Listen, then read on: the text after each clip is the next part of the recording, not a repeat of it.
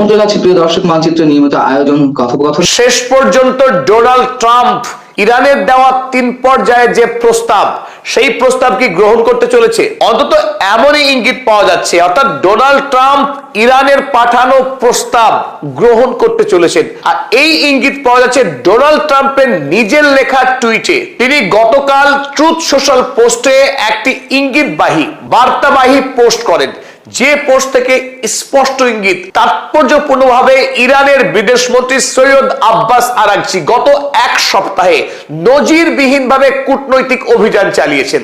তিনি ইরান থেকে পাকিস্তান, পাকিস্তান থেকে ওমান, ওমান থেকে পাকিস্তান, পাকিস্তান থেকে রাশিয়া, রাশিয়া থেকে পাকিস্তান, তারপর তিনি ইরানে ফিরলেন। অর্থাৎ আমেরিকা এবং ইরানের মধ্যে যে দেশ মধ্যস্থতা করছে পাকিস্তান, সেই পাকিস্তানে তিনি 4 দিনের মধ্যে 3 বার পা রাখলেন এবং 3 বার পাকিস্তানের প্রধানদের সঙ্গে বৈঠক সারলেন।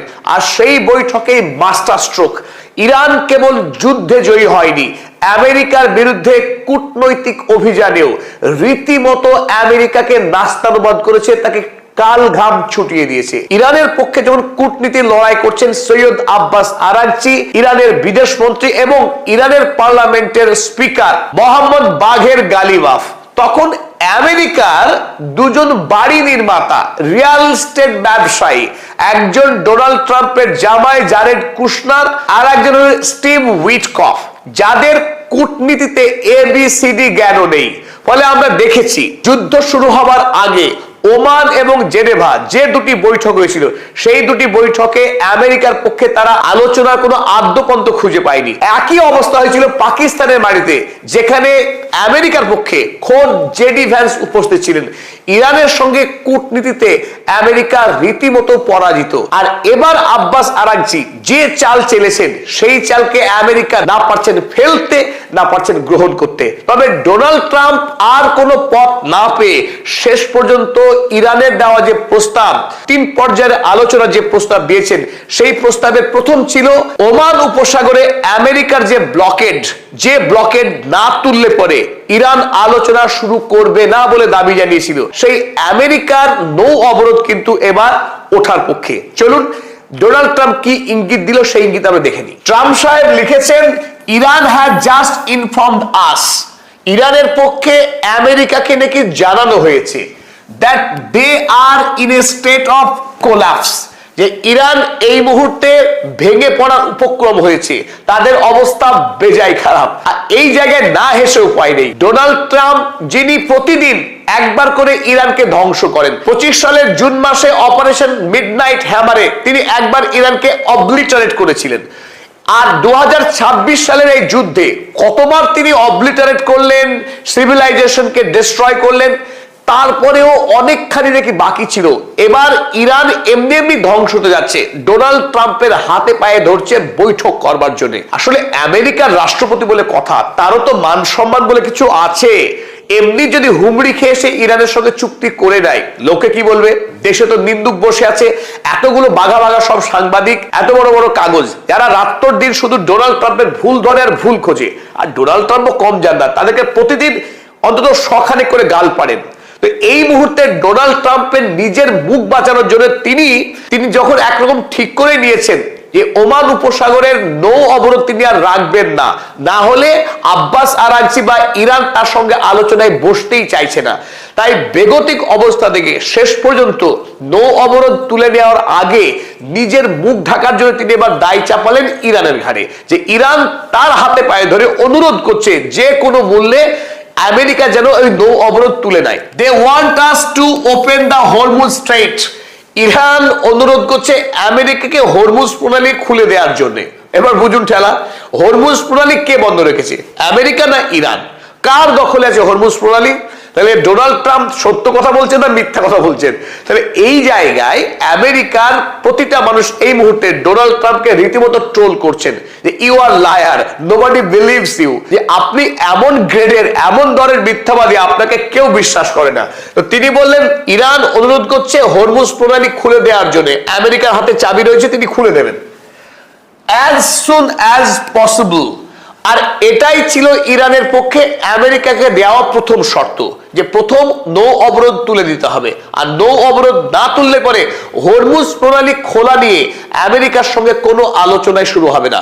হরমুজ প্রণালী নিয়ে আলোচনা দ্বিতীয় পর্যায়ের, কিন্তু ডোনাল্ড ট্রাম্প তিনি প্রথমেই দুটোকে একসঙ্গে মিশিয়ে দিলেন। তাহলে কি আমেরিকার সঙ্গে ইরানের শান্তি বৈঠক হবে? আর এই শান্তি বৈঠক শেষ পর্যন্ত ইরান এবং আমেরিকা কি চুক্তিতে আবদ্ধ হতে পারবে? এটাই কোটি টাকার প্রশ্ন। কারণ এই মুহূর্তে ইরান যখন সামরিকভাবে সুপার পাওয়ার হতে যাচ্ছে, গ্লোবাল মিলিটারি পাওয়ার হতে যাচ্ছে, সেই মুহূর্তে যখন আমেরিকা যুক্তরাষ্ট্র কোনোভাবেই ইরানের এই উত্থানকে মেনে নিতে পারছে না, ওদিকে ইসরায়েল মধ্যপ্রাচ্যে কোনোভাবেই তারা চায় না যে ইরান একটি মিলিটারি সুপার পাওয়ার হোক, অন্তত মিডল ইস্টে। এই প্রেক্ষিতে কিভাবে সম্ভব আমেরিকার সঙ্গে ইরানের চুক্তি? কিন্তু চলুন আমরা দেখে নিই একটি বিষয়। ইরান আমেরিকাকে যে শর্ত দিয়েছে তাতে চারটে আমরা শর্ত খুঁজে পাচ্ছি। এক ছিল যে স্টপ দ্য থ্রেটনিং। আমেরিকা যুক্তরাষ্ট্রের পক্ষে ডোনাল্ড ট্রাম্প প্রতিদিন উঠতে বসতে যে ইরানের নেতৃত্বকে গালি দেওয়া, ইরানকে ধ্বংস করা, দেখে নেওয়ার যে হুমকি দিচ্ছিলেন, সেই হুমকি দেওয়া আমেরিকাকে থামাতে হবে। আর প্রথম যে শর্ত ছিল open blockade at Gulf of Oman. Oman উপসাগরে আমেরিকা যে নৌ অবরোধ চালাচ্ছে সেই অবরোধ তুলে নেওয়াটা ইরানের পক্ষে ছিল প্রথম প্রস্তাব। যদি আমেরিকাটা মেনে নেয় তাহলে দ্বিতীয় পর্যায়ে ছিল ডিসকাস অন হরমুজ। হরমুজ প্রণালী নিয়ে আমেরিকার সঙ্গে ইরান কথা বলতে রাজি আসে, তবে সেটা দ্বিতীয় পর্যায়ে। আর দ্বিতীয় পর্যায়ে যদি আমেরিকা এবং ইরান তাদের মধ্যেকার বোঝাপড়া করে নিতে পারে, তাহলে শেষ ক্রিটিক্যাল যে কোশ্চেন ছিল নিউক্লিয়ার ডিসকাশন। পরমাণু অস্ত্র ইরান তৈরি করবে কিনা, করলে কবে তৈরি করবে, কিভাবে তৈরি করবে, সেই বিষয়ে আমেরিকাকে নিয়ে আলোচনায় বসতে পারে। কিন্তু সবশেষে অর্থাৎ আগের তিনটে শর্ত যদি আমেরিকা পূরণ করতে পারে, তাহলে চতুর্থ শর্তে ইরান আমেরিকার সঙ্গে কথা বলতে রাজি আছে। তো সেই ক্ষেত্রে আমরা দেখছি প্রথম যে শর্তটা ছিল ইরানের পক্ষে আমেরিকার কাছে, stop the threatening. Donald Trump কিন্তু গত 4 দিন লক্ষ্মী ছেলের মতো ইরানকে আর গালি দিচ্ছে না। এখানে একটা বিষয় আমরা স্পষ্টই বুঝতে পারছি যে পাকিস্তানের পক্ষে আমেরিকাকে, ডোনাল্ড ট্রাম্পকে এই বার্তা স্পষ্টভাবে দেওয়া হয়েছে যে ইরানের নেতৃত্ব আপনার সকাল বিকালে গালি পড়াটা একেবারেই পছন্দ করছে না, এটা না পছন্দ। সুতরাং আপনাকে বদলাতে হবে যদি আপনি ইরানের সঙ্গে চুক্তি চান। তাই ডোনাল্ড ট্রাম্প এই গালি দেয়া থেকে ঘুরে এই মুহূর্তে একটা কৌশল খেললেন যে ইরান নাকি অনুরোধ করছে আমেরিকাকে, ইরানের অবস্থা বেজায় খারাপ, তাই বাঁচার জন্য আমেরিকাকে অফার দিয়েছে স্ট্রেট অফ হরমুজ খুলে দেওয়ার জন্য। সুতরাং আমরা বুঝতে পারছি যে ডোনাল্ড ট্রাম্প তিনি একটু একটু করে নিজের অবস্থা বদলাচ্ছেন। আর এখানেই প্রশ্ন, তাহলে শেষ পর্যন্ত কি ডোনাল্ড ট্রাম্প তার নৌ অবরোধ তুলে নেবেন? ইরানকে কি সামুদ্রিকভাবে মুক্তি দিয়ে দেবেন? ইচ্ছা মতো ইরানকে বাণিজ্য করতে সক্ষম হবে এই অবরোধ উঠে গেলে? যা না হলে ইরান আমেরিকার সাথে কোনোভাবেই আলোচনায় বসবে না। তবে আমাদের মনে হচ্ছে ডোনাল্ড ট্রাম্প খুব শীঘ্রই তার এই নৌ অবরোধ তিনি তুলে নেবেন, আর তারপরেই আমেরিকা ও ইরানের আলোচনা শুরু হতে যাচ্ছে। এবং বাকি হরমুজ এবং নিউক্লিয়ার অস্ত্র নিয়ে আমেরিকার সঙ্গে ইরানের ঐকমত্য হবে কি হবে না সেটা ভবিষ্যৎই বলে দেবে। তাহলে কি একথা আমরা বলতে পারি যে ইরানের সঙ্গে আমেরিকার যুদ্ধ শেষ পর্যন্ত থামলো, আমেরিকার ইরান আর যুদ্ধে যাচ্ছে না, মধ্যপ্রাচ্যে শান্তি নেমে আসলো? কিন্তু এই দাবি করাও কিন্তু এখন অসম্ভব। তার মূল কারণ মানবতার শত্রু, রক্তপিপাসু ইসরায়েলি প্রধানমন্ত্রী বেঞ্জামিন নেতানিয়াহু। বেঞ্জামিন নেতানিয়াহুর ভাগ্য পরীক্ষা আছে সামনে 27শে নভেম্বর 2026 সালের 27শে নভেম্বর ইসরায়েলে হতে যাচ্ছে সংসদীয় নির্বাচন, নেসেট ইলেকশন। অর্থাৎ এই নির্বাচনেই দেশের প্রধানমন্ত্রীর ভাগ্য নির্বাচন হবে। বেঞ্জামিন নেতানিয়াহু সুদীর্ঘ 19 বছর ধরে নানানভাবে বিভিন্ন সময়ে ইসরায়েলের প্রধানমন্ত্রী থেকেছেন। যখন ডোনাল্ড ট্রাম্প আমেরিকার রাষ্ট্রপতি, যে ডোনাল্ড ট্রাম্প বেঞ্জামিন নেতানিয়াহুর বাড়ির ভৃত্যের মতো কাজ করে, কৃতদাসের মতো কাজ করে, সেই আমেরিকার রাষ্ট্রপতি ক্ষমতায় থাকার সময় বেঞ্জামিন নেতানিয়াহু কোনোভাবেই চাইবেন না তিনি প্রধানমন্ত্রীর পদ থেকে সরে যান। আর সেইখানেও তার নিজস্ব বিপদ আছে। কিন্তু নভেম্বর মাসের যে নির্বাচন, সেই নির্বাচনে বেঞ্জামিন নেতানিয়াহুর জয় পাওয়া অত্যন্ত দুরূহ। কারণ গতকাল একটি সমীক্ষা প্রকাশিত হয়েছে ইসরায়েলি মানুষদের জনমত জরিপ করে, যে জরিপে উঠে এসেছে 57% of Israelis say Israel has not won any war since October 2023। অর্থাৎ গত 2023 সালের পর থেকে ইসরায়েল কোনো যুদ্ধে বিজয়ী হয়নি। এমনকি গাজা যুদ্ধেও ইসরায়েল পরাস্ত হয়েছে, যদিও গাজা ভূমি ধ্বংসপ্রাপ্ত হয়েছে, তারপরেও হামাসকে ধ্বংস করতে পারেনি ইসরায়েল। তাই ইসরায়েলি সাধারণ জনগণ মনে করছে যে এই মুহূর্তে বেঞ্জামিন নেতানিয়াহুর নেতৃত্বে ইসরায়েল রাষ্ট্র হিসেবে দুর্বল হয়েছে এবং ইরানের কাছ থেকে মারাত্মকভাবে আক্রান্ত হয়েছে একাধিকবার। তাছাড়া লেবাননে যে যুদ্ধ লড়ছে বেঞ্জামিন নেতানিয়াহু, সেখানেও বিজয়ী হতে পারেনি হিজবুল্লাহর বিরুদ্ধে। আর সর্বোপরি ইরানে তো আমেরিকা এবং ইসরায়েল একসঙ্গে এসেছিল লড়াই করতে, সেই যুদ্ধেও ইসরায়েল পরাস্ত হয়েছে। তাই এই মুহূর্তে ইসরায়েলের সাধারণ মানুষ বেঞ্জামিন নেতানিয়াহুর উপরে ভরসা রাখতে পারছেন না। এদিকে ইসরায়েলের অভ্যন্তরে ঘটে গেছে আর একটা মহা অঘটন এই যুদ্ধ অপরাধী বেঞ্জামিন নেতানিয়াহুর জন্য। কারণ ইসরায়েলের দুজন প্রাক্তন প্রধানমন্ত্রী, একজন নাফতালি বেনেট, অপরজন হচ্ছেন ইয়াইর লাপিদ, তারা দুজনে মিলিতভাবে, এই বেনেট এবং লাপিদ, তারা মিলিতভাবে ইসরায়েল একটি নতুন পলিটিক্যাল পার্টি তৈরি করেছেন, যার নাম দিয়েছেন টুগেদার। এই পার্টি বেঞ্জামিন নেতানিয়াহুর লিকুদ পার্টির বিরুদ্ধে তারা সম্মিলিতভাবে লড়াই করতে যাচ্ছে। আর এই টুগেদার পার্টির নেতা হয়েছেন নাফতালি বেনেট। তাই ইসরায়েলে বেঞ্জামিন নেতানিয়াহুর সামনে রাজনৈতিকভাবে একটা শক্ত পরীক্ষার সামনে দাঁড়িয়ে এই মুহূর্তে বেঞ্জামিন নেতানিয়াহুর জন্য যুদ্ধ ছাড়া কোনো রক্ষা নেই। যদি এই যুদ্ধ অপরাধী নতুন করে ইরানে আক্রমণ করে যুদ্ধ করে যদি ইরানকে কাবু করতে পারে, ধ্বংস করতে পারে, তাহলে তার জয় নিশ্চিতভাবে আরো একবার প্রধানমন্ত্রী হবেন। তাই বেঞ্জামিন নেতানিয়াহুর জন্য ইরান যুদ্ধ কিন্তু খুব ইম্পর্টেন্ট, খুব ভাইটাল। আর যদি এই বেঞ্জামিন নেতানিয়াহু ইরানের বিরুদ্ধে যুদ্ধে না যায়, তাহলে তার এই নির্বাচনে পরাজয় অবশ্যম্ভাবী। অপরদিকে যখনই নির্বাচনে পরাস্ত হবে, তার জন্য জেল অপেক্ষা করছে। এখনই তিনি জেলে যেতে পারতেন, কিন্তু প্রধানমন্ত্রী দেশ যুদ্ধের মধ্যে আছে, এই অজুহাতে এতদিন ধরে তার জেল হয়নি। যদি নির্বাচনে হেরে যায়, তাহলে তার জেল যাত্রা কেউ আটকাতে পারবে না। কিন্তু এ গেল বেঞ্জামিন নেতানিয়াহুর যুদ্ধের প্রয়োজনীয়তা। ডোনাল্ড ট্রাম্প, তার জন্য কি হবে? ডোনাল্ড ট্রাম্পের ওই নভেম্বরেই ভোট, আমেরিকাতে mid term election. Donald Trump রাষ্ট্রপতি থাকবেন, আরো 2 বছর থাকবেন, কিন্তু আমেরিকার সেনেটর এবং কংগ্রেসম্যানদের বড় অংশ তাদের নির্বাচন হবে এই 2026 সালের নভেম্বর মাসে। এই নির্বাচনে যদি ডোনাল্ড ট্রাম্পের রিপাবলিকান দলের অধিকাংশ প্রার্থী পরাস্ত হয় আর ডেমোক্রেটিক দল যদি নির্বাচিত হয় বেশি সংখ্যায়, তাহলে ডোনাল্ড ট্রাম্প লেম ডাক রাষ্ট্রপতি হয়ে থাকবেন। তিনি কোন রকম আইন পাশ করতে পারবেন না, অসহায়ভাবে বাকি 2 বছর কাটাতে হবে। তো এই প্রেক্ষিতে যদি ডোনাল্ড ট্রাম্প আরো একবার নতুন করে ইরান যুদ্ধ শুরু করে, আমেরিকার অবস্থা ভয়াবহ রকমের খারাপ হবে অর্থনৈতিকভাবে। আর ডোনাল্ড ট্রাম্পের ইতিমধ্যেই আমেরিকায় কোন রকম গ্রহণযোগ্যতা নাই, তার গ্রহণযোগ্যতা আমেরিকাতে তলানিতে এসে ঠেকেছে। তাই দ্বিতীয়বার যুদ্ধ করতে গেলে ডোনাল্ড ট্রাম্পের পক্ষে রাষ্ট্রপতি থাকা অত্যন্ত দুরূহ হবে। সুতরাং ডোনাল্ড ট্রাম্প কোনোভাবেই দ্বিতীয়বার যুদ্ধ চাইছেন না। ওদিকে বেঞ্জামিন নেতানিয়াহু, তার যুদ্ধের ভারী প্রয়োজন। আর এই প্রেক্ষিতে দাঁড়িয়ে আমরা কোনোভাবেই নিশ্চিত হতে পারছি না যে ইরানের সঙ্গে ইসরায়েল আমেরিকার দ্বিতীয়বারের যুদ্ধ শুরু হবে না। তবে এই ক্ষেত্রে একটা কথা বলা যেতে পারে, এই যুদ্ধ হবে কি হবে না তার সহজ একটা উত্তর দেওয়া যেতে পারে। কে কার চাকর? ডোনাল্ড ট্রাম্পের চাকর বেঞ্জামিন নেতানিয়াহু, নাকি বেঞ্জামিন নেতানিয়াহুর ভৃত্য বা কৃতদাসরা চাকর ডোনাল্ড ট্রাম্প? যদি ডোনাল্ড ট্রাম্প এই যুদ্ধ অপরাধীর চাকর হয়ে থাকেন, তাহলে যুদ্ধ অবশ্যম্ভাবী, যুদ্ধ আবার হবে। আর যদি ডোনাল্ড ট্রাম্প এই নরকের কীটকে নিয়ন্ত্রণ করতে পারেন, তাহলে যুদ্ধ হবে না। এইটা শেষ। আসসালামু আলাইকুম ওয়া রাহমাতুল্লাহি ওয়া বারাকাতুহু।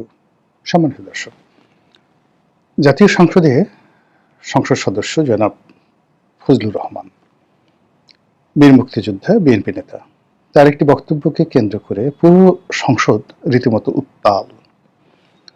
তিনি কবিতার মতো করে, গল্পের মতো করে ভাষণ দিচ্ছিলেন।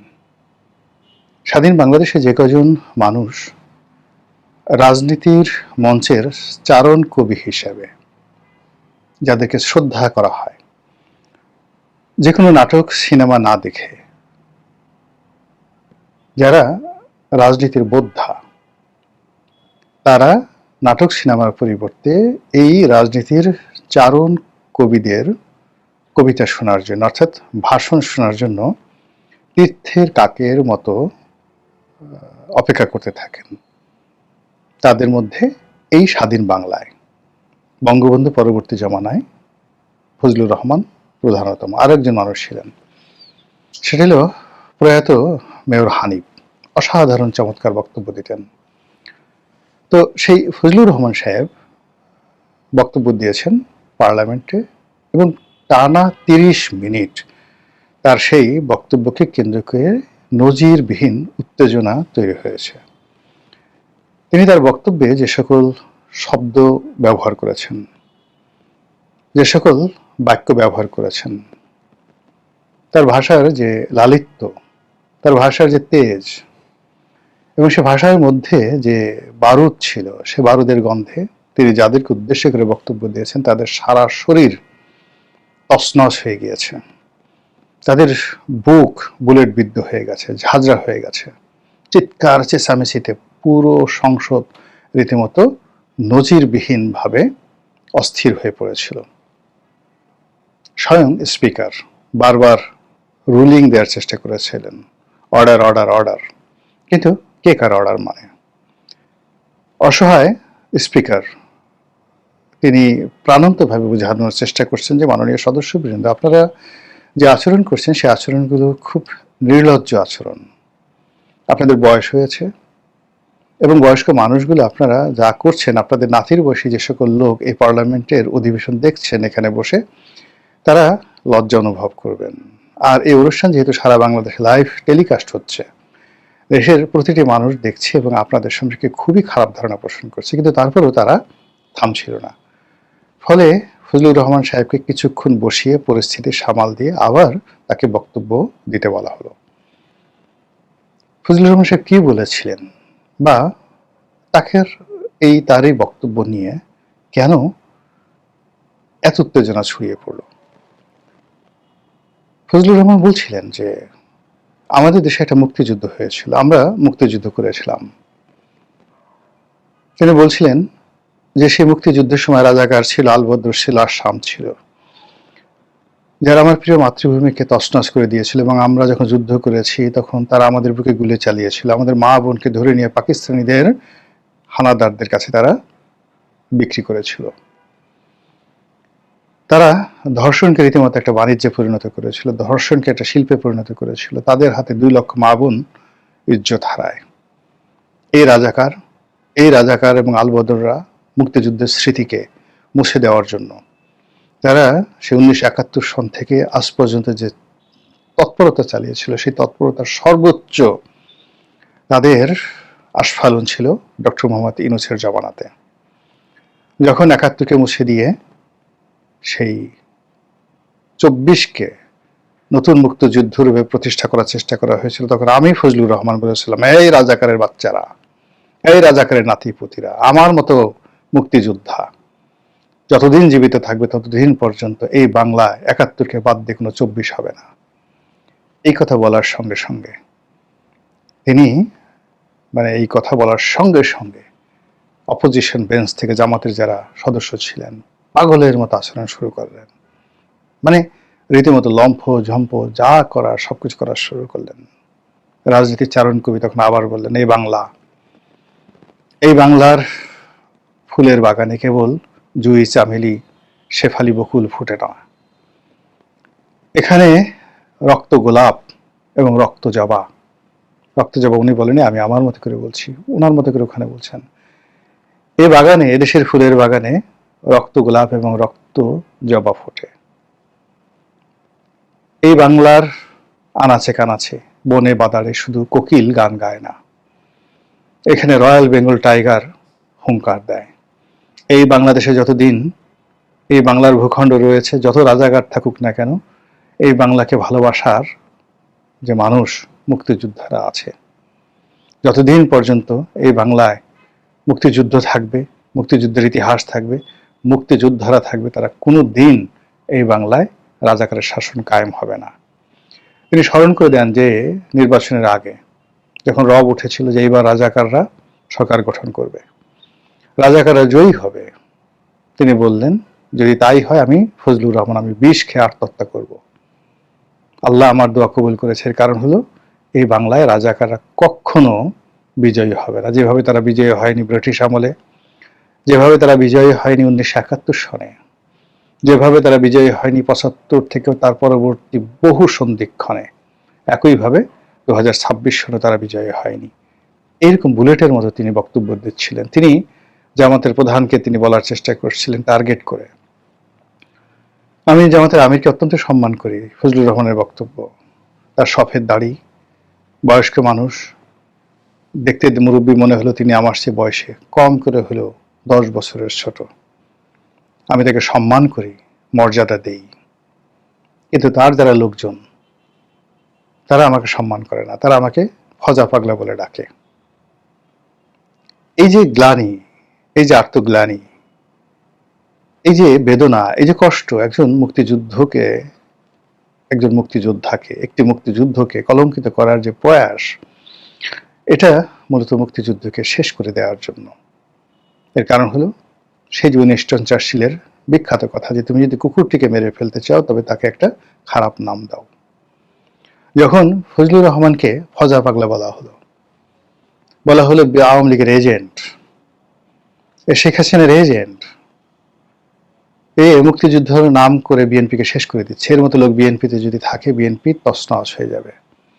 এবং এই যে অপপ্রচার, ফজা পাগলা এবং এই অপপ্রচার, সেই অপপ্রচারে মুক্তিযোদ্ধা ফজলুর রহমান তার জীবনের সবচেয়ে সংকটময় সময় এই নির্বাচনের আগে তার জীবনে এসেছিল। তার বাড়ির সামনে মব হলো। কেন রাজাকারের বাচ্চা কাচ্চা বলা হয়েছে, যেন মব হলো। অকথ্য ভাষায় তাকে গালাগাল দেওয়া হলো, তার পরিবারকে গৃহবন্দী করে রাখা হলো এবং তাকে তুইতুকারি করে ঘর থেকে নাম যে মব লেলিয়ে দেওয়া হয়েছিল। এই রাজাকার আলবদরদের যে শক্তি, সেই শক্তির যারা প্রতিভূ